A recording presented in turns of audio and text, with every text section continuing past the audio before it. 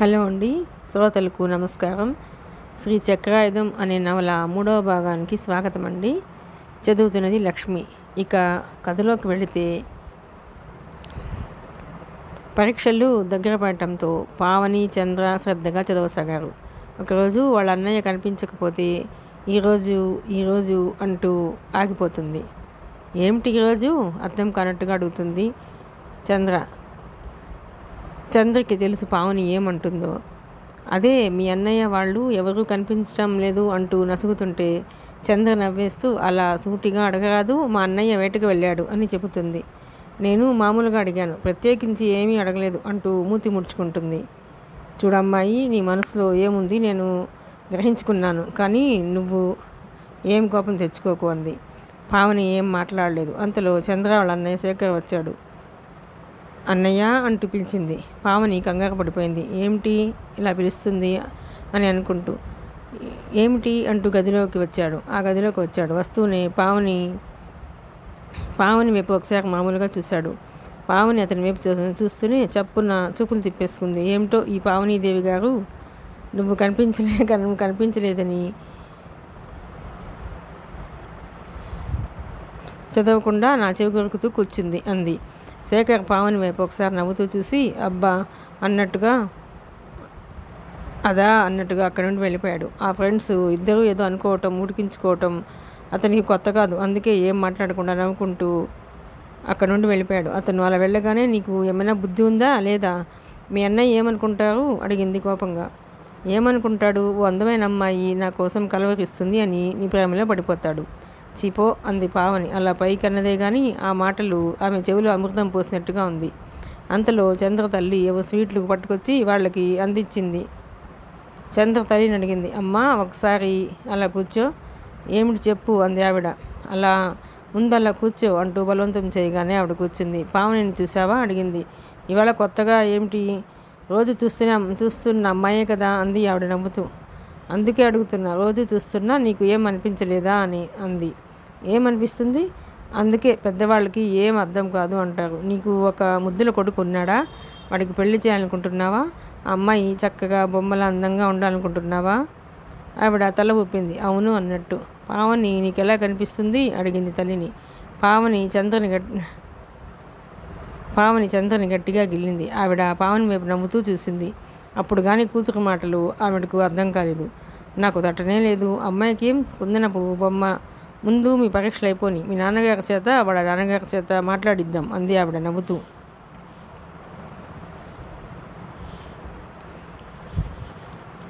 ఇక నీకు కోడలు వచ్చేసింది అంది చంద్ర. పావని సిగ్గుపడిపోయి తల ఎత్తలేదు. అంటే కోడలు వచ్చేసింది, అల్లుడిని కూడా వెంటనే తెమ్మనా ఆవిడ కూతురుతో నవ్వుతూ అంది. ఓ అమ్మ అంది చంద్ర. ఆవిడ నవ్వుకుంటూ అక్కడి నుండి వెళ్ళిపోయింది. తల్లి అలా వెళ్ళగానే అంది, చూసావా అమ్మని కూడా ఒప్పించేశాను. చాలా గొప్ప పని చేసావు. నాకు ఇష్టం ఉండక్కర్లేవా? నీకు ఇష్టం లేదు అంది మూతి ముడుచుకుంటూ. నా కళ్ళలోకి చూసి ఆ మాట చెప్పు. అంతే. ఇద్దరూ నవ్వుకున్నారు. ఇంటర్మీడియట్ పరీక్షలు అయిపోయాయి. 4 రోజులు సరదాగా గడిపేశారు. చంద్ర వాళ్ళ కుటుంబం అందరూ కలిసి తిరుపతి వెళుతున్నారు. పావనిని కూడా రమ్మని అడిగితే రాను అంది. పావనికి ఏం తోచటం లేదు. ఆమె ఆలోచనలు శేఖర్ మీదకి మళ్ళసాగాయి. నిజంగా ఈ పెళ్లి జరుగుతుందా? వాళ్ళ తల్లి, తండ్రి, తన తండ్రి అందరూ ఒప్పుకుంటారా? ఆలోచిస్తుంది. ఆ రోజు రాత్రి కూతురుతో సోమయాజులు గారు చదువు గురించి మాట్లాడాలని అనుకున్నారు. అమ్మాయి పావని ఇంటర్మీడియట్ అయ్యాక ఏం చేద్దామనుకుంటున్నావమ్మా? చదువుతానన్నా. ఇంకా చదవాలని ఉందా అడిగారు. అవునన్నట్టు తల ఊపింది. ఏం చదువుతావు? ఎంబీబీఎస్ చదవాలని ఉంది నాన్న. అలాగే చదువు తల్లి. అయితే నీకు మంచి సంబంధం చూసి పెళ్లి చేసేయని అనుకుంటున్నాను. ఆమె మాట్లాడలేదు. పెళ్ళి అయ్యాక కూడా చదివిన వాళ్ళు చాలామంది ఉన్నారు. పెళ్లి చేసేస్తే చదివించరేమో అని బెంగపెడవద్దు. మంచి సంబంధం వస్తే పెళ్లి చేసేద్దామని నా ఉద్దేశం అన్నారు మెల్లగా. ఆమె మాట్లాడలేదు. నీకు ఇష్టం లేకపోతే నేను చెయ్యను. అది కాదు నాన్న, మీరు ఎలా అనుకుంటే అలాగే చెయ్యండి. మీ మాట నీ కాదన్నానా అంది మెల్లగా. నాకు తెలిసిన వాళ్ళు చెప్పారు, ఒక అబ్బాయి డాక్టర్, ఒక అబ్బాయి ఇంజనీర్ అని. నీవు డాక్టర్ చదువుతానంటున్నావు. డాక్టర్ సంబంధం మాట్లాడమంటావా అడిగారు. పావని కంగారుగా చూసింది. చంద్ర వాళ్ళ అన్నయ్య ఇంజనీర్. ఆ విషయం తండ్రికి చెప్పాలని అనుకుంది ఆ క్షణంలో. కానీ చెప్పలేకపోయింది. తండ్రి ఎదుట సిగ్గు, భయం కలిగాయి. 2 రోజులు ఆగితే చంద్ర వాళ్ళు వచ్చేస్తారు. చంద్ర చేత చెప్పించేస్తే అంటూ ఇటు కూడా చెప్పేస్తుంది, అటు ఇటు కూడా చెప్పేస్తుంది. మనసులో నవ్వుకుంది. డాక్టర్, ఇంజనీర్ కాదు నాన్న, మంచి అతనైతే అతనికన్నా అంతకన్నా కావాల్సింది ఏముంది అంది మెల్లగా. అమ్మా, నువ్వేనా ఇంత చక్కగా చెప్తున్నది? పెళ్ళి అనగానే ఆడపిల్లలో ఎంత పెద్దరికం వస్తుంది. పావని మాట్లాడలేదు. అలాగేనమ్మా, నా మాటే నీ మాట అయినప్పుడు చక్కని సంబంధం, చక్కని కుర్రవాడిని చూద్దాం. పావనికి చంద్ర వాళ్ళ అన్నయ్య గురించి ఆలోచించసాగింది. అతను తండ్రికి తప్పక నచ్చుతాడు. మంచివాడు, చదువుకున్నవాడు. చిన్నప్పటి నుండి తెలుసు అతని మంచితనం తెలియడానికి. ఆ కుటుంబంలో వాళ్ళందరూ మంచివాళ్ళే, ఆలోచించవలసింది లేదు. పెళ్ళైతే చంద్ర చదువుతుంది. ఆమెకు రోషం వచ్చింది. తను చదువుకుంది. ఎందుకు చదవకూడదు? చక్కగా చదువుకోవచ్చు. కానీ శ్రీవారు చదవనిస్తారా? పావని బోల్డ్ సిగ్గుపడిపోయింది. పైకి ఎంత మర్యాదస్తుల్లా ఉంటాడు. మగవాడు అన్నాక కొంటతనం కూడా ఉండాలి. అబ్బాయి గారు ఎలా ఉంటారో ఏమో. రేపు చంద్ర వాళ్ళు వచ్చేస్తే బాగుండును అనుకుంది. కానీ వాళ్ళు 10 రోజుల వరకు రాలేదు. మర్నాడే రిజల్ట్స్ వచ్చాయి. భయం అనిపించసాగింది.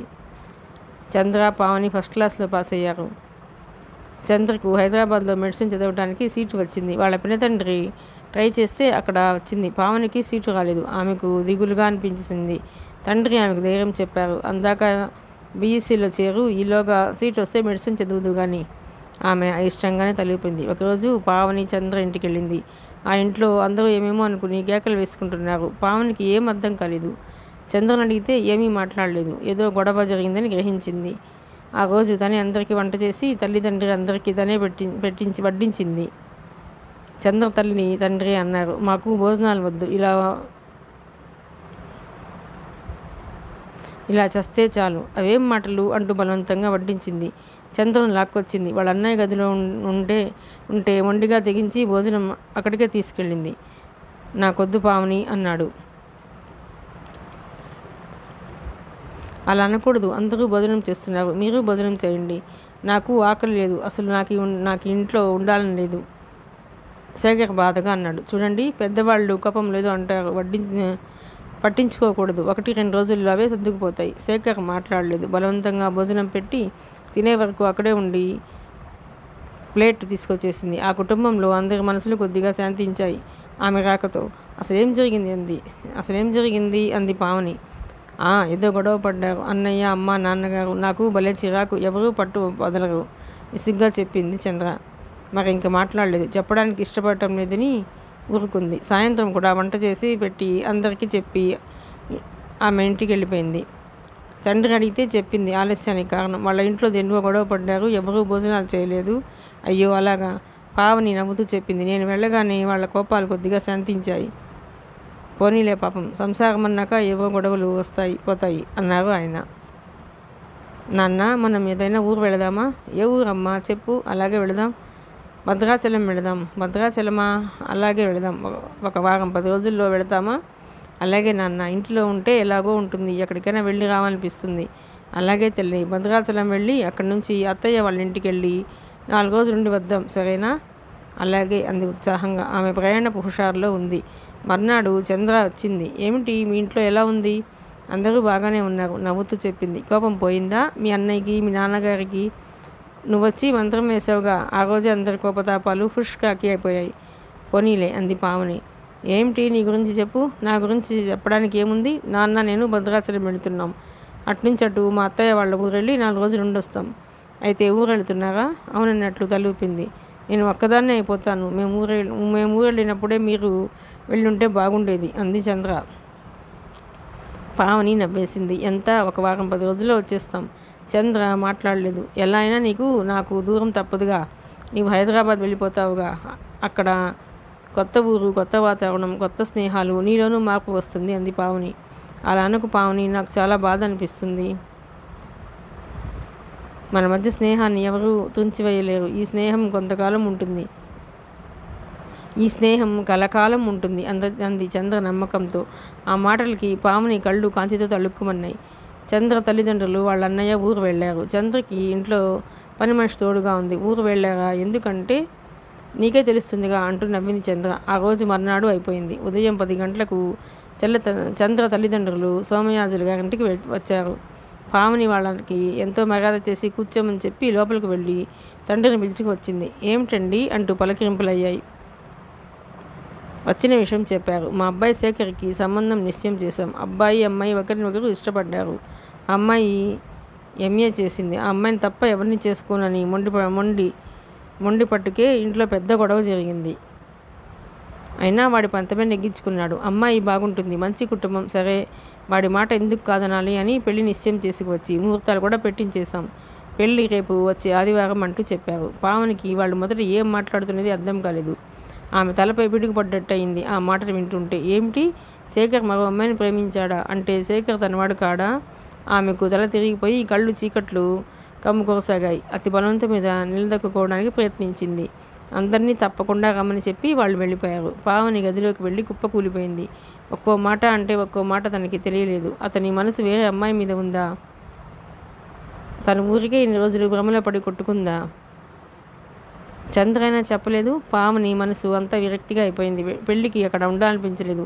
అయినా తప్పలేదు. చంద్ర పావని అద్దోలా ఉండటం చూసి నన్ను క్షమించు, వాడి మనసులో ఏముందో ఎవరికీ తెలియదు అనవసరంగా అంటూ ఏదో చెప్పబోయింది. పావని ఆమెను చెప్పనివ్వలేదు. ఏదో అనుకుంటాం, అన్నీ జరగాలని ఉందా? ఎవరికి ఎక్కడ రాసి ఉందో అంతే అంటూ పైకి నవ్వుతూ తేల్చేసింది.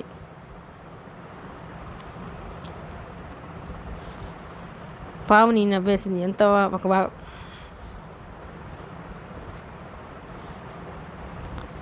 స్నేహితురాలి ఎదుట తెలియపడటం ఆమెకు ఇష్టం లేదు. చంద్ర తేలికైన మనసుతో ఊపిరి పీల్చుకుంది.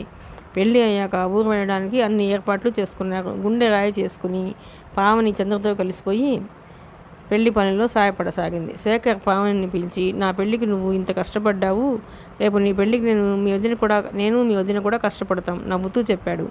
పావని ముఖం తిప్పుకొని అక్కడ నుండి వెళ్ళిపోయింది. ఆ రోజే పెళ్ళి. పావని గుండెల్లో బాధ తొలిచేస్తుంది. ఎన్ని ఆశలు పెట్టుకుంది, ఎన్ని కలలు కన్నది. తండ్రి తన మాటకు ఎదురు చెప్పరు అని భావించింది. తన అంగీకారంతోనే ఈ పెళ్లి జరిపిస్తారని ఆశించింది ఒకటి, జరిగింది వేరొకటి. పావని పైకి నిబ్బరంగా హుషారుగా ఉండసాగింది. పెళ్లి చాలా బాగా చేశారు. పెళ్లి కూతురు చాలా అందంగా కూడా ఉంది. శేఖర్ ప్రత్యేకంగా పావనిని భార్యకు పరిచయం చేశాడు. మన పెళ్లికి ఎంత కష్టపడిందో పావని పెళ్లికి కూడా మనం అంత కష్టపడి పెళ్లి జరిపించాలి అంటూ. ఆమె స్నేహపూర్వకంగా చిరునవ్వుతో ఆమె చేతిలో తీసుకుంది. పావనికి కళ్ళనీళ్లు తిరిగాయి. ఏమిటి విచిత్రం, తన స్థానం అనుకున్న ఆ స్థానంలోకి మరో అమ్మాయి రావటం, ఆమె అందరితో బాగా కలిసిపోవటం, పెళ్లి సందడి అంతా అయిపోయింది. ఎవరింటికి వాళ్ళు వెళ్ళిపోయారు. చంద్ర వాళ్ళ అమ్మగారు పావనికి పట్టు చీర, జాకెట్టు పెట్టి బొట్టు పెట్టి ఇచ్చారు. పావని ఆవిడ కాళ్ళకు నమస్కరించి తీసుకుంది. 2 రోజుల్లో పావని వాళ్ళు ఊరు వెళుతున్నారు. చంద్ర కూడా ఊరు వెళ్ళిపోతుంది. స్నేహితురాళ్ళు ఇద్దరు ఒకరినొకరు వదలలేకపోయారు. మళ్ళా ఎప్పుడు అడిగింది చంద్ర. నువ్వు సెలవులకు వస్తావుగా అంది. వస్తాను. నీకు ఈలోగా పెళ్ళి అయిపోతే? నీకు చెప్పకుండానా? ఏమో, అనుకోకుండా జరిగిపోవచ్చుగా. అలా ఎలా అవుతుంది అంది పావని. ఎందుకు అవ్వదు? నా మనసుకు నచ్చిన వాళ్ళు దొరకాలి కదా, అందుకు టైం పడుతుంది అంది విరక్తిగా. అంటే పావని, నీవు ఇంకా మా అన్నయ్యని అనేసింది చంద్ర బాధగా. నిజం చెప్పాలంటే మీ అన్నయ్యని నేను ఇష్టపడలేదు. అసలు ఆ ఉద్దేశమే లేదు. నా మనసులో ఉద్దేశం కలగజేసి విత్తనాన్ని నాటింది నీవు. అలా పిచ్చిదాన్లా నా ఇష్టాన్ని పెంచుకుంటూ పోయాను. ఇప్పుడు అది మహావృక్షమైపోయింది. కూకటి వేళ్లతో పెగిలించాలి అంటే చాలా కష్టం అంది చంద్ర అర్థం కాని దానిలా. అవును చంద్ర, ఏవో పిచ్చి పిచ్చిగా ఆశలు పట్టుకున్నాను, ఆశలు అల్లుకున్నాను. ఇప్పుడు ఇంత తొందరగా పెళ్లి చేసుకోగలనా? నువ్వు చెప్పు. నాకు తెలుసు పావని, తెలుసో తెలియకో మా అన్నయ్య పేరుతో నీ మనసు విరిచేశాను. ఆ పాపం నాది అంది చంద్ర బాధపడుతూ. లేదు, దీనికి ఎవరు బాధ్యులు కారు. మీ అన్నయ్యకు అసలు ఏం తెలియదు. మనమే కదా అనుకున్నాం. అంతా అయిపోయింది, మర్చిపోదాం. ఆ మర్చిపోవడానికి టైం పడుతుంది అనుకుంటున్నాను అంది కళ్ళనీళ్లతో. చంద్ర వాళ్ళ ఇంటికి వెళ్ళిపోయింది. సోమయాజులు గారు ప్రయాణానికి సిద్ధం కమ్మని కూతురికి చెప్పారు. ఆ మర్నాడే ప్రయాణం. పావని అంత హుషారుగా లేదు. ఏదో పోగొట్టుకున్న దానిలా అలా ఉండటం చూశారు ఆయన. ఏమమ్మా అలా ఉన్నావు, ఒంట్లో బాగోలేదా అని అడిగారు.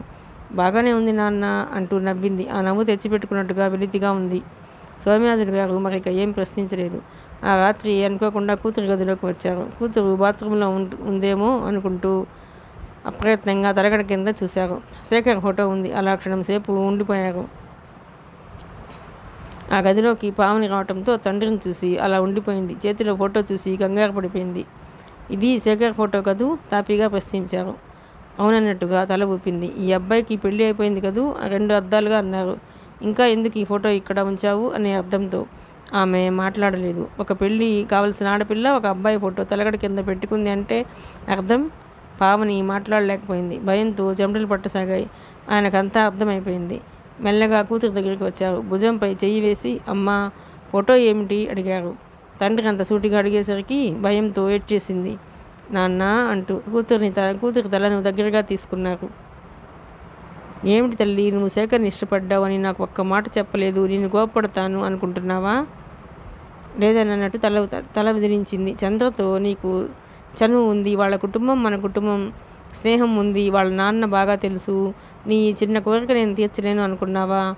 అది కాదు నాన్న. మరి ఏమిటి? నీ సిగ్గు, నీ మౌనం, నీ ఆశను గుంచేశాయి కదా. ఒక్క మాట నాకు చెప్పి ఉంటే ఎంత పని చేశావమ్మా?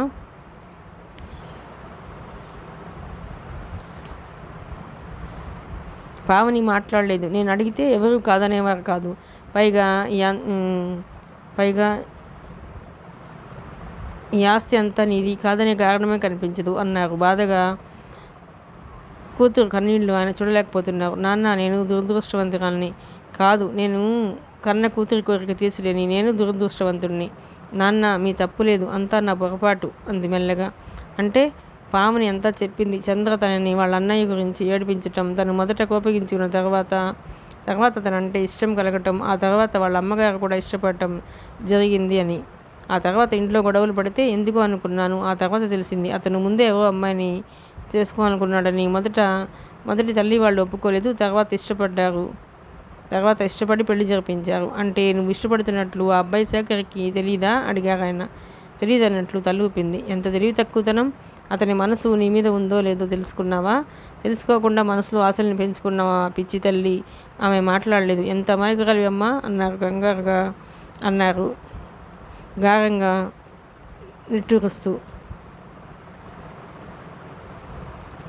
పావని కళ్ళు తుడుచుకుని, నాన్న, నేను మర్చిపోలేను. మీరు మర్చిపోండి. ఆ ఫోటోని మీ చేతులతోనే తీసేయండి. పావని, అవును నాన్న. శేఖర్ మనసు తెలుసుకోకుండా గుడ్డిగా ఆరాధించాను. పాపం అతనికి ఈ విషయాలేం తెలియదు. జరిగిపోయింది, వదిలేద్దాం. ఆయన తల ఊపారు. రేపే కదా మనం ఊరెళ్ళేది? అవునన్నట్టు తల ఊపారు. ఆయన మనసంతా దోలైపోయింది. కూతురు మనసు కష్టపడితే ఆయన భరించలేరు. అందుకే మౌనంగా ఉండిపోయారు. ఒక్క మాట తెలిసి ఉంటే శేఖర్ని ఎలాగైనా ఒప్పించి ఉండేవారు. ఆ అవకాశం తనకి ఇక లేదు. జరిగింది మర్చిపోయి మంచి సంబంధం చూసి పెళ్లి చేసేయాలని నిశ్చయించుకున్నారు. భద్రాచలం చుట్టుపక్కల ఉన్న ఊళ్ళన్నింటినీ చూశారు వాళ్ళు. వారం రోజులు గడిచిపోయాయి. అలా ఆయన అక్కగారింటికి వెళ్ళారు. ఆవిడ పిల్లలందరికీ పెళ్ళిళ్ళు అయిపోయాయి. ఆవిడ ఒక్కతే ఉంటుంది. తమ్ముడు కూతుర్ని తీసుకుని రావడంతో సరదా పడిపోయింది ఆవిడ. అక్కడ ఆ పల్లెటూరి వాతావరణం అంతా ఆమెకు బాగా నచ్చింది. అక్కడే అనుకోని సంఘటన జరగటంతో అందరూ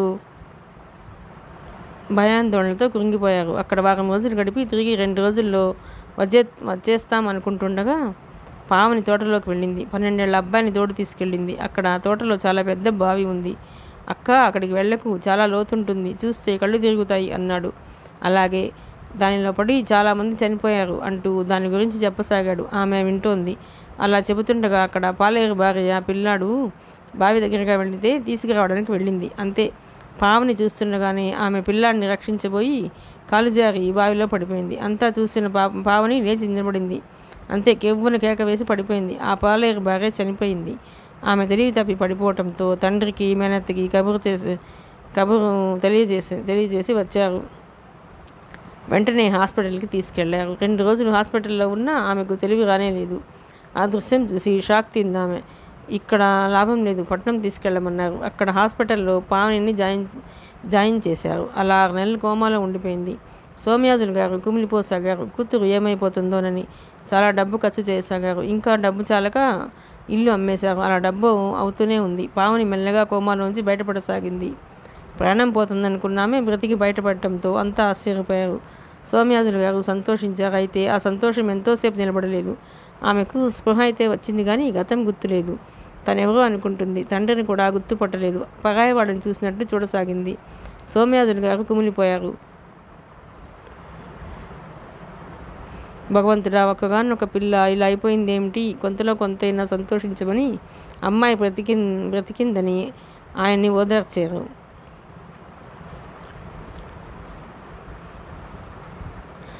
అక్కడి నుంచి మెడ్రాస్ తీసుకెళ్ళమన్నారు.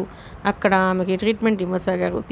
తీసుకురావడం అంతా డబ్బు అయినా తప్పదు. తన కూతురు మళ్ళీ మునపట్ల అవ్వాలని సోమయాజులు గారి తాపత్రయం. అలా 4 రోజులు గడిచిపోయాయి.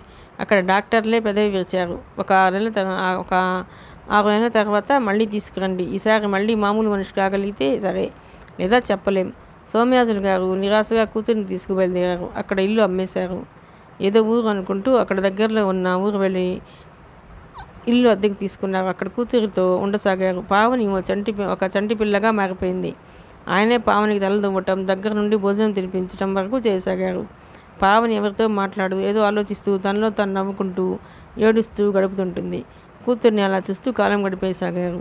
పావని చిన్నపిల్లలా పడి ఉండటం చూస్తే ఆయన గుండె దరుక్కుపోతుంది. ఆయనకి ఏం చేయాలో అర్థం కావటం లేదు.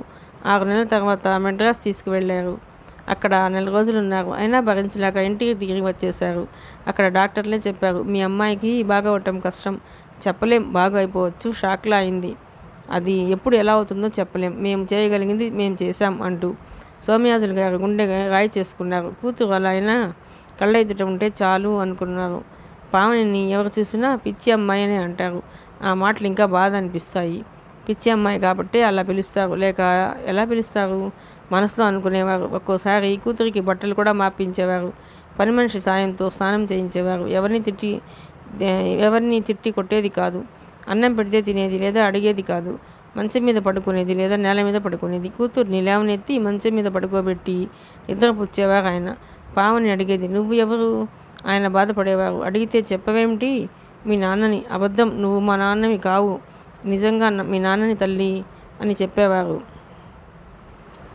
మరి అమ్మ ఎక్కడా అడిగేది. ఉంది. ఎక్కడా? ఎదురు ప్రశ్న వేసింది. మన ఊళ్ళో మెల్లగా చెప్పారు. ఏమంటోందో అని. అన్నీ అబద్ధాలే, మా అమ్మ చచ్చిపోయింది. ఆయన అలా ఉండిపోయారు. కూతురికి గుర్తుకు వస్తుందా, మళ్ళీ మనుషుల్లో పడుతుందా అని. మా అమ్మ నూతిలో పడి చచ్చిపోయింది, మా నాన్న కూడా నూతిలో దూకేశాడు, నేను చూశాను, నాకు చిన్న తమ్ముడు ఉన్నాడు అంటూ చెప్పటంతో ఆయన తల పట్టుకున్నారు. అయ్యో, ఆ సంఘటన ఇంకా ఆ అమ్మాయి కళ్ళ ముందు కదులుతుందా, అది తప్ప ఇంకేం గుర్తులేదా అనుకున్నారు. మా నాన్న పాలేరు అంటూ చెప్పింది. ఆయన మాట్లాడలేదు. ఇంకా అదే సంఘటన ఆమె కళ్ళ ముందు కదులుతుంది.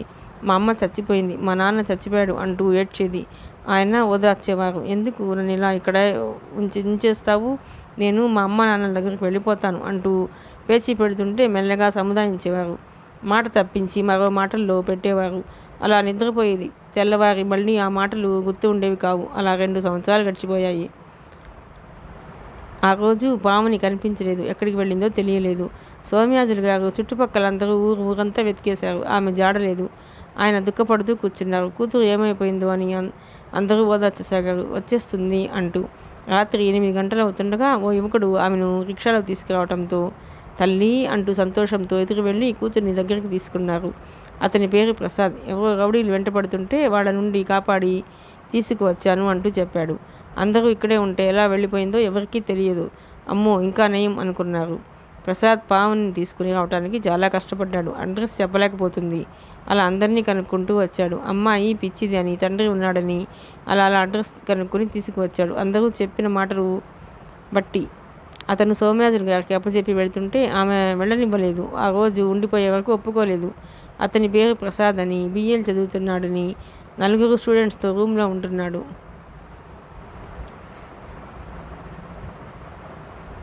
అతను ఆ రోజు ఉండి మర్నాడు ఉదయం వెళ్ళాడు. మళ్ళీ సాయంత్రం వస్తానని చెప్పి. అతను అన్న మాట ప్రకారం రోజు సాయంత్రం వచ్చేవాడు. ప్రసాద్ తెల్లగా, పొడవుగా, చాలా అందంగా ఉండేవాడు. అతను ఆ ఇంటికి రావడంతో కొంత మార్పు వచ్చింది అని చెప్పాలి. పావుని తన తల్లిదండ్రులు పాలేరు అని చెబుతుంటే కోప్పడేవాడు. వాళ్ళ నీ తల్లిదండ్రులు అంటూ. ఆమె అలా బిత్తరపోయి చూసేది. కాదు, వాళ్ళు మన ఇంట్లో పనిచేసేవాళ్ళు, అందుకు డబ్బులు తీసుకుంటారు. అమ్మ నాన్న అంటే ఇలా దర్జాగా ఉండాలి అంటూ సోమయాజులు గారిని చూపించేవాడు. ఏం ఇదిగో అని పిలిచేది తండ్రిని. అతను ఆ అలవాటు మాన్పించాడు. నాన్న అని పిలిపించడం నేర్పించాడు. నాన్న ఇలాగా అంటే మళ్ళీ కోప్పడేవాడు. ఇలా రండి అని పిలవాలి అంటూ. అతను ఏమంటాడోనని భయం భయంగా అలాగే పిలిచేది. ఆమె ఏమైనా ఎదురు చెబితే నేను రాను వెళ్ళిపోతాను అని బెదిరించేవాడు. ఆమె బుద్ధిమంతురాల్లా అతను చెప్పినట్లు వినేది. అలా ఆమెలో కొంత మార్పు రావటం సోమయాజులు గారు చాలా సంతోషించేవారు. అబ్బాయి ఎంత మంచివాడు అనుకునేవారు. ఆమెకు ఎన్నో బొమ్మల పుస్తకాలు తెచ్చి ఇచ్చేవాడు. అవి చూస్తూ అతను వచ్చే వరకు కాలక్షేపం చేస్తుంది. అన్నం తినిపిస్తుంటే మెల్లగా తినటం అలవాటు చేసేవాడు. అవసరమైతే అతనే తినిపించేవాడు. టాక్సీ తీసుకువచ్చి తండ్రిని కూతుర్ని అలా షికారు తీసుకువెళ్ళేవాడు. పావనికి చాలా సంతోషంగా అతను అంటే ఇష్టపడేది. అతను వస్తున్నాడు అంటే బుద్ధిమంతురాల్లా అయిపోయేది. నీ పేరు ఏమిటి అడిగాడు ప్రసాద్. నీ పేరేమిటి ఎదురు ప్రశ్న వేసింది. అతను నవ్వి ప్రసాద్ అని చెప్పాడు. ఆమె నవ్వి ప్రసాద్ అని చెప్పింది. నా పేరు కాదు నీ పేరు అంటే అర్థం కానట్టు చూసింది. నీ పేరు ఆమె గుండెలపై చూపుడు వేలుతో చూపించాడు. అలాగే ఆమె చేసింది. అతను నవ్వాడు. ప్రసాద్ నవ్వుతుంటే తల అటు ఇటు తిప్పి అలా ఆశ్చర్యంగా చూసింది. నువ్వు ఎవరు ప్రశ్న అడిగింది. నేనే నీ శ్రేయోభిలాషిని. అంటే నీ మంచి కోరేవాడిని. ఆమె మాట్లాడలేదు. ఎవరైనా నీ పేరు అడిగితే పావని అని చెప్పాలి. ఆమె అలా చూసింది. చెప్తావా? చెప్తాను అన్నట్టు తల ఊపింది. ఏం చెప్తావు? ఏం చెప్పను అడిగింది అమాయకంగా. ప్రసాద్కి బాధగా అనిపించింది. ఈమెను ఎలాగైనా బాగు చేయించాలని సోమయాజులు గారితో మాట్లాడితే ఆయన నిరాశగా పెద్దవి విరిచారు. అందరు డాక్టర్లకి చూపించాను. అన్నీ అమ్మాయి ఇక అంతే అని అన్నారు. అంతే చాలు. కానీ ఒకటే బాధ. నేను ఉన్నంత వరకు పర్వాలేదు. తర్వాత నేను పోయాక ఎవరు చూస్తారు అని ఆయన బాధపడ్డారు. మీరు బాధపడకండి. పావని తిరిగి మామూలు మనిషి అవుతుంది. నాకు నమ్మకం ఉంది అని చెప్పాడు. నాకు తెలిసిన డాక్టర్ ఉన్నారు, మాట్లాడతాను అన్నాడు ప్రసాద్. ఆయన మాట్లాడలేదు. అంతే భగవంతుడి మీద భారం వేశారు అన్నాడు. పావనిని డాక్టర్ దగ్గరికి తీసుకువెళ్ళడానికి కారు తీసుకొచ్చాడు ప్రసాద్. సోమయాజులు గారికి ఒంట్లో బాగోలేదు. ప్రసాద్ని తీసుకువెళ్ళమన్నారు. అక్కడికి తీసుకువెళ్ళి డాక్టర్ల చేత పరీక్షలు చేయించాడు. మళ్ళీ మామూలు మనిషి కావచ్చు కానీ టైం పడుతుంది అని చెప్పారు. అయినా నమ్మకం మాత్రం చెప్పలేదు. తిరిగి వచ్చేస్తుంటే ఒకటే వర్షం కుండపోతగా కురవసాగింది.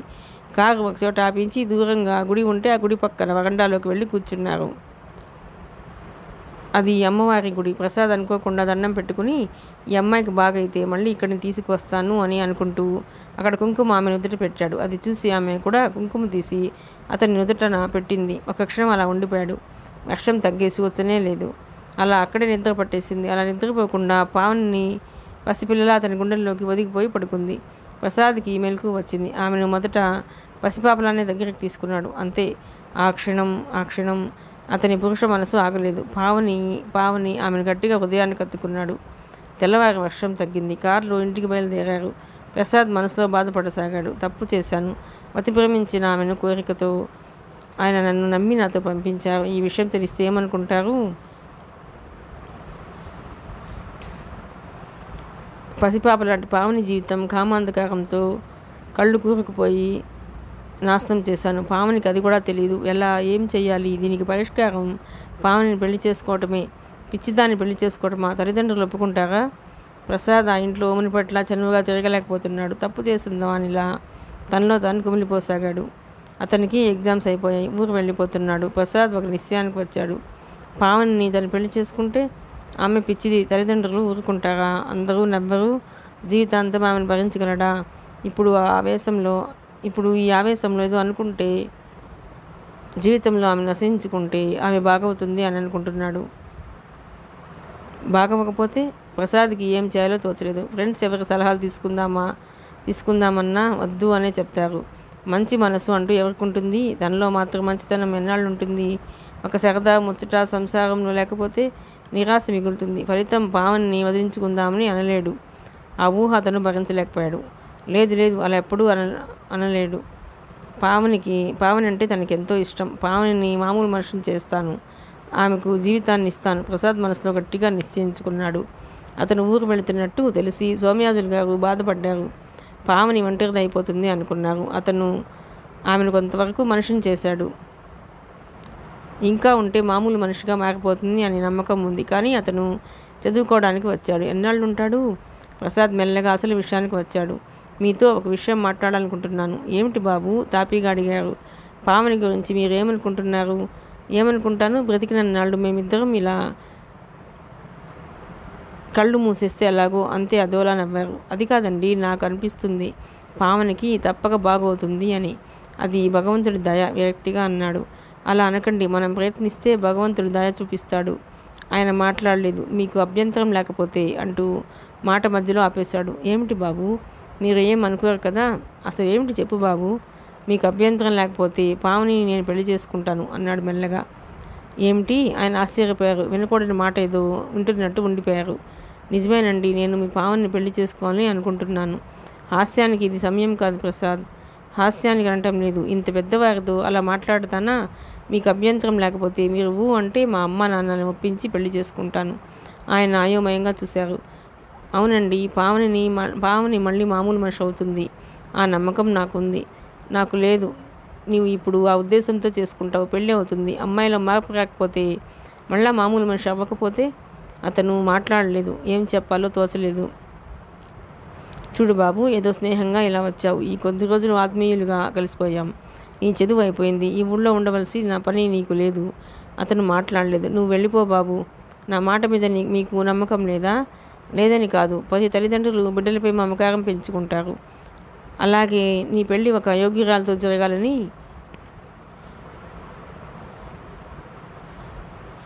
అనుకుంటారు. అంతేగాని ఓ పిచ్చిదాంతో జరగాలని అనుకోరు. నీవు ఆవేశంలో ఏదేదో మాట్లాడుతున్నావు. యువక రక్తం ఏదో చెయ్యాలని అందరికీ సహాయపడాలనిపిస్తుంది. అది నిజ జీవితంలో జరగని పని అన్నారు. ప్రసాద్ మాట్లాడలేదు. నీవు ఎలా వచ్చావో అలాగే వెళ్ళి బాబు. అది కాదండి, ఏదో చెప్పబోయాడు. నాకు ఇక ఏం చెప్పవద్దు. నీ చదువు అయిపోయింది. మీ పెద్దవాళ్ళు చెప్పినట్లు మంచి అమ్మాయిని పెళ్లి చేసుకుని సుఖంగా ఉండి బాబు. పోనీ నా అడ్రస్ ఇస్తాను, తీసుకోండి. మీ క్షేమ సమాచారాలు తెలియజేస్తుండండి. వద్దు, ఇక్కడితో ఆగిపోని. నీ అడ్రస్ నా దగ్గరే ఉంటే నా మనసు ఎలా మారుతుందో. ఒక తండ్రిగా నాలో స్వార్థం పెరిగితే నేను నిన్ను రమ్మని నా కూతురునిచ్చి బలవంతంగా పెళ్లి చేసే బుద్ధి నాలో పుడితే? వద్దు, నీ అడ్రస్ వద్దు. నువ్వు మాకు కనిపించకుండా వెళ్ళు బాబు అన్నారు బాధగా. ప్రసాద్ బాధపడ్డాడు. పావనికి ఇవేమీ తెలియవు. నవ్వుతూ అలా వింటోంది. ప్రసాద్ పావనికి మరీ చెప్పాడు. వెళతాను అంటూ తల ఊపింది. ప్రసాద్ వెళ్ళిపోయాడు. అతను వెళ్ళిపోయాడు అంటే తిరిగి మళ్ళీ రావద్దు అని మరీ చెప్పి పంపించారు ఆయన. ప్రసాద్ బాగా ఆలోచించి ఆయనకి ఇష్టం లేదని గ్రహించి వెళ్ళిపోయాడు. తిరిగి వచ్చే ఉద్దేశం మానుకుని. అతను వెళ్ళిపోయి 2 నెలలు అవుతుంది. ప్రసాద్ వెళ్ళగానే పావని మళ్ళీ మామూలుగా తయారైపోయింది. ఏదో ఆలోచిస్తూ అలా కూర్చోసాగింది. పావనికి జ్వరం వచ్చి నీరసంగా ఆ రోజు లేవలేకపోయింది. సోమయాజులు గారు కంగారుగా డాక్టర్ని తీసుకొచ్చారు. డాక్టర్ వచ్చి చూసి, ఈ అమ్మాయికి పెళ్ళయిందా అని ప్రశ్నించాడు. లేదని చెప్పారు. ఈమె గర్భవతి. లేడీ డాక్టర్కి చూపించమని చెప్పి వెళ్ళిపోయాడు. ఆయన కుప్పకూలిపోయారు. ఆయన మనసులో ప్రసాద్ మెదిలాడు. అందుకే పెళ్లి చేసుకుంటానని బ్రతిమలాడాడు. నేను వినలేదు. ఆయన ప్రసాద్ కోసం, అతని అడ్రస్ కోసం గాలించారు. ఎక్కడా తెలియలేదు. పావనికి 5వ మాసం వచ్చింది. ప్రసాద్ గురించి తెలియలేదు. అయ్యో భగవంతుడా అని బాధపడుతూ, ఈ విషయం తెలిస్తే అందరిలో పరువు పోదా అని ఆయన కూతుర్ని తీసుకొని మరో ఊరు వెళ్ళిపోయారు. పావనికి ఇవేమీ తెలియవు. అన్నం తింటుంది, పడుకుంటుంది. రోజులు గడుస్తున్నాయి. ఆయనకి బెంగ ఎలాగా, పిల్ల పుడితే తండ్రి ఎవరు అని ఎన్ని ప్రశ్నలు వస్తాయి. పావనికి ఇవేమీ అర్థం కాదు. ప్రసాద్ అడ్రస్ ఇస్తానన్నా వద్దని చెప్పి పంపించేశాడు. తిరిగి ఈ ఛాయలకు రావద్దు అన్నాడు. ఇప్పుడు ఎలా, ఏం చేయటం? పావని బాగా నీరసించిపోయింది. నెలలు నిండిపోయాయి. మళ్ళీ ఆయన మనసులో పిల్ల పుడితే ఇంకా మళ్ళీ ఆయన మనసులో ఆశ. పిల్ల పుడితే అయినా పావనిలో మార్పు వస్తుందేమో అని పావనిని హాస్పిటల్లో జాయిన్ చేశారు. పావనికి కూతురు పుట్టింది. పాపకి తల్లి పోలికలు ఉన్న తండ్రి పోలి పుట్టింది. పావని కూతుర్ని కూడా సరిగ్గా చూడలేదు. తల్లిని చూడటమే కాక చంటిబిడ్డ బాధ్యత కూడా ఆయనదే అయింది. పాప పేరు గౌతమి అని పెట్టారు. రోజులు గడుస్తున్నాయి. ప్రసాద్ వస్తాడేమో, ఎక్కడైనా కనిపిస్తాడేమో అని చూశాక ఆయన ఎక్కడా కనిపించలేదు. 5 ఏళ్ళు గడిచిపోయాయి. పాపకి ఊహ తెలుస్తుంది. స్కూల్కి వెళుతుంది. మరో 5 ఏళ్ళు గడిచిపోయాయి. గౌతమి ఇప్పుడు అన్నీ గ్రహించుకోగలుగుతుంది. తాతయ్యకి అన్నింట్లోనూ సహాయపడుతుంది. అంతేకాదు తల్లికి తలదువ్వి ముడి చుట్టి ముఖానికి బొట్టు పెడుతుంది. రోజులు అలా భారంగా మరో 6 సంవత్సరాలు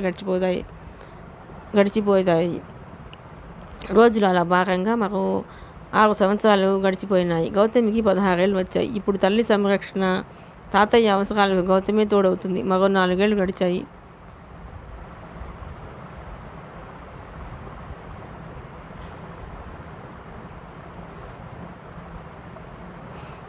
పావని మునిపెట్లా లేదు. చాలా మార్పు వచ్చింది. తల నెగసిపోయింది. పెద్ద తరహా వచ్చేసింది. అయినా ఆవిడెవరో ఆవిడకే తెలియదు. సోమయాజులు గారికి కూడా ఓపిక బాగా తగ్గిపోయి నడవలేని స్థితికి వచ్చారు. గౌతమి తాతయ్యని ఎంతో శ్రద్ధగా చూసుకునేది. సోమయాజులు గారు తన మనవరాల్ని చూసుకుని మురిసిపోయేవారు. ప్రసాద్ వచ్చేస్తే కూతుర్ని భార్యను చూసుకుంటే అని ఆలోచించేవారు ఆయన. మళ్ళీ మనసులో అదోలా నవ్వుకునేవారు. అలా ఎలా జరుగుతుందని నిరాశపడేవారు. అయితే అనుకోని సంఘటన ఒకటి జరిగింది. ఆ రోజు తల్లికి తలదువ్వి బట్టలు మార్చి బొట్టు పెట్టి అవతల కుర్చీ వేసి తల్లిని కూర్చోబెట్టింది. పక్కన మరో కుర్చీ వేసి తాతయ్యని మెల్లగా నడిపించి తీసుకొచ్చి మరో కుర్చీలో కూర్చోబెట్టింది. వంటగదిలో ఏదో పని చూడటానికి గౌతమి లోపలికి వెళ్ళింది. ఈలోగా ఒక చిన్న పిల్లవాడు నూతి గట్టు ఎక్కి ఆడుకుంటున్నాడు. అనుకోకుండా పావని అటు చూసింది. కళ్ళు పెద్దవి చేసి అలా చూసింది. రెప్పల్ని కనుగుడ్డను మూయలేనట్లుగా అలాగే నిలబడిపోయింది ఆమె. భయాందోళనతో గట్టిగా అరిచింది. వద్దు, అక్కడికి వెళ్ళకు. మీ అమ్మ నాన్న అలాగే చనిపోయారు. నువ్వు చచ్చిపోతావు అంటూ కేకలు పెట్టి తట్టుకోలేక కెవ్వుమని వెనక్కి విరుచుకుపడింది. సోమయాజులు గారు గౌతమి కంగారుగా వచ్చి ఆమెను పట్టుకున్నారు. ఆవిడ అప్పటికే స్పృహ తప్పిపోయింది. వెంటనే ఆమెను టాక్సీలో హాస్పిటల్కి తీసుకువెళ్ళిపోయారు. 2 రోజులు స్పృహలో లేదు. డాక్టర్స్ పరిస్థితి ఎలా ఉంటుందో చెప్పలేకపోయారు. 2 రోజుల తర్వాత పావనికి స్పృహ వచ్చింది. పావని తండ్రిని చూస్తూనే, నాన్న నాకేమైంది? హాస్పిటల్లో ఎందుకున్నాను? కంగారుగా అంది. ఆవిడకు తిరిగి పూర్వపు జ్ఞాపకం వచ్చింది. జాగ్రత్తగా ఉండమని డాక్టర్స్ చెప్పారు.